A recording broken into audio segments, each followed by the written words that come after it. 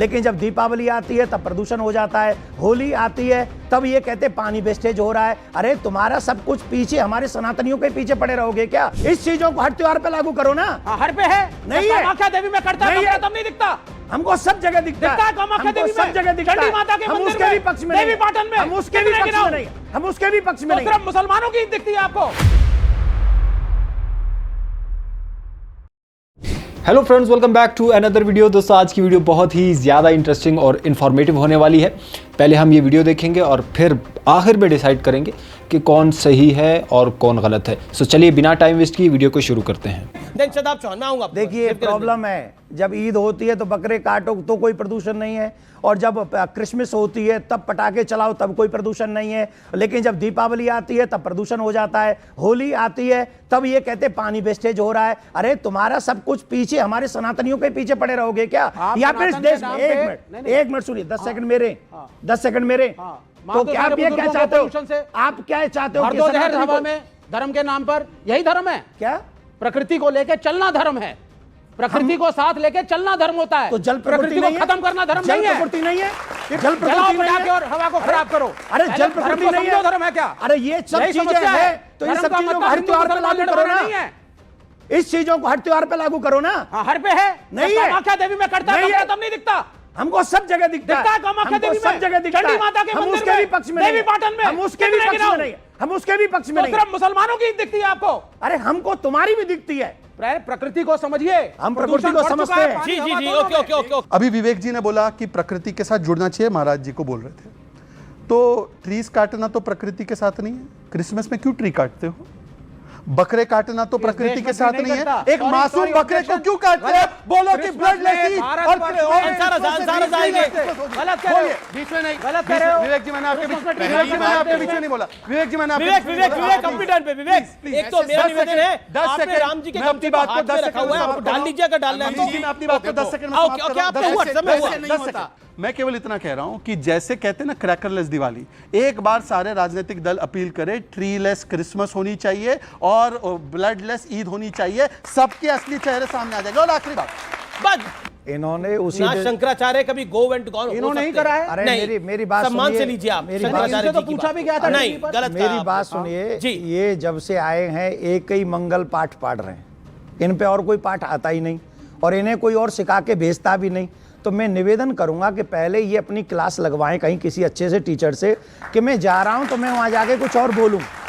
रही बात मैं उस पूरे प्रोग्राम में था जो राम मंदिर का अभिषेक और प्राण प्रतिष्ठा हुआ, मैं पूरे कार्यक्रम में वहीं बैठा था। सिर्फ जितने भी लोग बॉलीवुड के आए थे सबने एक नाइस ड्रेस पहनी हुई थी जो वो कभी नहीं पहनते। ये उस धर्म का प्रभाव था, उस भूमि का प्रभाव था।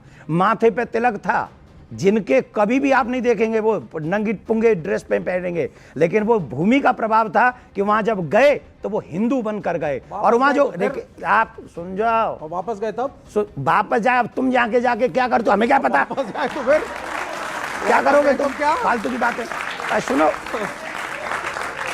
और वहां जितने भी सिंगिंग कर रहे थे लोग, उन्होंने सबने भगवान के ही भजन बिल्कुल गाए। और ये आप सबने अपने चैनलों पे देखा था। तो वो राम मंदिर के उत्सव को बदनाम ना करें। आपकी मानसिकता चाहे जो भी हो, लेकिन सनातन को बदनाम आप मत करिए। टीवी चैनलों पर बैठकर, ये सनातन इस देश की पहचान है। आप इसे बदनाम करने का प्रयास करोगे, I promise you, I promise you. Amish भाई 10 सेकंड बोलूंगा, अच्छा ठीक है आप 10। मैं सिर्फ ये कह रहा हूं, आप बड़े धर्मगुरु हैं। बड़ा नहीं, बहुत छोटा हूं। अच्छा चलिए, बहुत छोटे धर्मगुरु हैं, आपकी बहुत सारा फॉलोइंग है। सुनिए, आपकी बहुत ज्यादा फॉलोइंग है, लोग आपकी सुनते हैं, आप सब मानित हैं। मेरे सिर्फ 2 पॉइंट है। पहली चीज, आप उसका प्रयोग पॉजिटिव क्यों नहीं करते कि आप ग्रीन दीपावली बताएं लोगों को, आप एक हिंदुत्व का या हिंदू धर्म का पॉजिटिव फेस बताएं, आप मेडिटेशन बताएं, प्रेम सिखाएं। अच्छा ये बताइए, अभी आपने बोला आप ग्रीन दीपावली मनाएं। हाँ। आप इसी मंच से किसी और त्योहार को बता सकते हैं? क्यों नहीं? सबको मनाना चाहिए। पोल्यूशन है तो सबके लिए खराब है। ब्लडलेस ईद बोल दो एक बार। बोले ब्लडलेस हिंदू धर्म भी नहीं है। ब्लडलेस ईद की बात अगर कर रहे हैं, सुनिए मैं आपको बताता हूँ। ये बलि तो हमारे यहाँ भी चढ़ती है। ये ग्रीन दीपावली की बात कर सकते हैं। ब्लडलेस ईद की बात नहीं कर सकते, नहीं तो इनका भी ब्लड खतरे में आ जाएगा। देवी में बलि ना चढ़े, आप बोल दीजिए अभी। ठीक है, मैं बोलूंगा। और मैं ब्राह्मण कुल में पैदा हुआ, हिंदू में पैदा हुआ हूँ, और मैं नॉन वेज खाता हूँ, मेरे पिताजी के द्वारा मतलब बाय बर्थ चला आ रहा है। But my soul is not always accepting this act of like जो गोश्त खाना है। जैसे आपने अभी अपने नॉर्मल सवालों में भी बताया कि गोश्त खाना कितना ठीक है कितना नहीं ठीक है, लेकिन my soul is not accepting कि ये गलत है। हम अपने बच्चों को जरा चोट लगती है तो हम उनके लिए क्या क्या नहीं करते हैं, कितना दर्द होता है, कितना पश्चाताप करते हैं। लेकिन हिंदुओं में भी कुर्बानी होती है, हाँ, और उनमें ऐसा क्यों नहीं होता? हम ऐसे जस्टिफाई क्यों नहीं कर पाते हैं?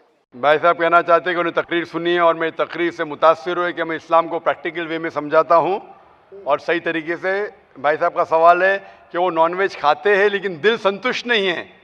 नॉनवेज दिल संतुष्ट है तो मत खाओ, खाना फर्ज नहीं है। मैं उसको छोड़ना चाहता हूँ, मैं छोड़ दूंगा भी, ऐसा है। मेरा जवाब सुनिए भाई साहब, आपने सवाल तो पूछ लिया है ना? हाँ हाँ, जवाब तो सुनिए। हाँ बिल्कुल। पूरा हुआ क्या जवाब? शुरू हुआ है। नहीं।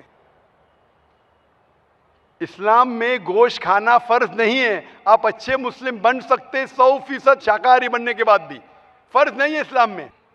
लेकिन मैंने जो आपको दलील दी वो ये दलील दी कि आप जो कहते अपने बच्चे को चोट लगती है तो दर्द होता है आपको, तो जानवर को चोट लगती है दर्द होना चाहिए ना? तो पेड़ पौधे को चोट होती है आपको दर्द नहीं होता है? कैसे इंसान है आप? वही तो मेरा सवाल है कि उसमें हम जस्टिफाई क्यों नहीं करते हैं। हमारा ये है कि इसीलिए मैं कहता हूं, लेकिन पेड़ पौधों की चीख आपको सुनाई नहीं देती। आपने मेरा जवाब सुना कि नहीं? मैं जो जवाब दिया, आठवीं गलतफहमी गोश्त के बारे में मैं साफ तौर से कहा कि पेड़ भी चीखते हैं, उसकी चीख सुनाई नहीं देती। मैं पूछना चाहता हूं, आपका बच्चा गूंगा है, आप उसको चुबोते, हाथ काटते उसका, वो रोता है, सुनाई नहीं देता, तो खुश है क्या आप? मैं खुश नहीं हूं, इसीलिए तो मेरा समाधान मैं इसलिए बोलता हूं मैं तो आप भाजी पाला क्यों खाएंगे? फिर भाजी पाला भी मत खाओ। आप जिएंगे कैसा? आप जब सांस लेते जिरासिम जाते, आपके जिस्म में जिरासिम जर्म्स जाते, जर्म्स की भी जिंदगी होती है, लाइफ होती है। आप उनका कत्ल क्यों कर रहे? आप खड़े अभी हर मिनट आप सांस ले रहे, हजारों जर्म्स का कत्ल कर रहे, क्यों कर रहे? कैसे इंसान है आप? जवाब दो। आप कातिल है। ठीक है, जो नहीं दिखता है उसमें तो ठीक है क्या? ठीक नहीं है, नहीं दिखता है का मतलब अपने ट्रेडिशन को जैसा हम लोग पैदा होते हैं, जो चीज फॉलो करा दी जाती है या उसको थोप दिया जाता है, उसी को हम फॉलो करते चले आते हैं। मेरे बाप दादा कहते थे दुनिया चपटी है, क्या मैं मानूं? नहीं, वही तो मैं मान नहीं रहा हूँ, इसीलिए तो मैं आपसे समाधान चाहता हूँ। इसीलिए मैं कहता हूँ कि साइंस अभी तरक्की कर चुकी है। साइंस कहती है कि पेड़ पौधों में भी जान है, जानवर में भी जान है।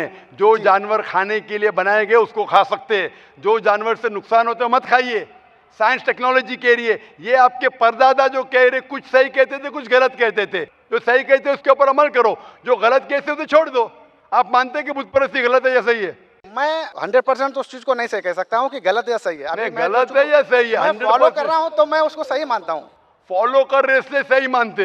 आप चोरी करेंगे तो चोरी सही हो जाती है? नहीं, आप नहीं करते। अगर एक इंसान बोलेगा मैं चोरी कर रहा हूँ इसलिए सही है, तो ये सही दलील है? नहीं, सही चोरी वो नहीं, मैं कहता हूँ कहा गया है कि गलत है। मैं पूछता हूँ, अगर एक चोर दलील देता है आपको कि मैं चोरी करता हूँ इसलिए सही, आप वो दलील को मानेंगे?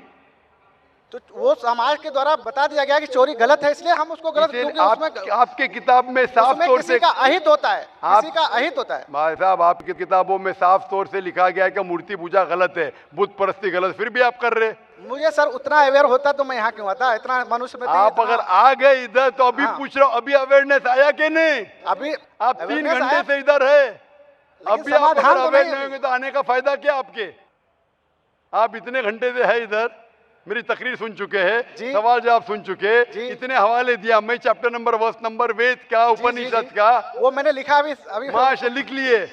तो अभी आपको यकीन हुआ कि मूर्ति पूजा गलत है? गलत इमेजिनरी चीज को मैं गलत तो नहीं मान सकता। आप घर पे जाके तहकीक कीजिए भाई साहब, घर पे जाके तहकीक कीजिए और तर्जुमा पढ़िए वेद का, आपके उपनिषद का, और मैं कहूंगा कुरान मजीद का तर्जुमा भी पढ़िए। तर्जुमे के जरिए इंशाल्लाह हिदायत पाएंगे। जी जरूर। Hope the answer the question. तो जी हाँ दोस्तों, वीडियो आपने देखी, आपने पंडित को भी सुना, आपने विवेक जी को भी सुना और डॉक्टर जाकिर नाइक को भी सुना।